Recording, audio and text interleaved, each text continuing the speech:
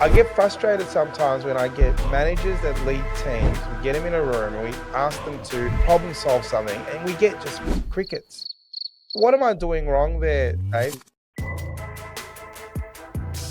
How do you, at Brand Rebellion and your clients, navigate through the challenges of a working from home environment? How have you been able to be creative enough, or how do we do this in a more hybrid world? Pretty much the majority of engagements we're on at the moment has some element of remote working and a lot of elements of flexibility. Productivity used to be that you could see someone at a desk and you'd know between 9 to 5. That means that they're working.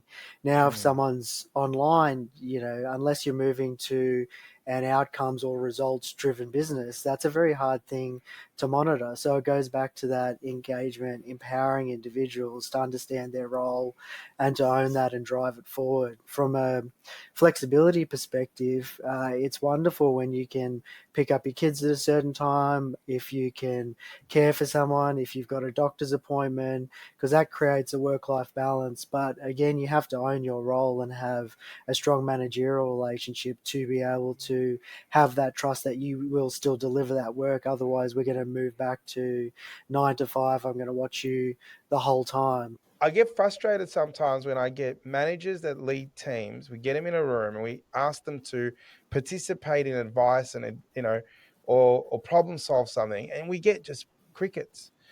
What am I doing wrong there, Dave? There's something wrong, right? You keep coming up with different ways, and maybe it's an individual thing. You talk about things that relate a bit more. It's okay, well, what sort of car would we be?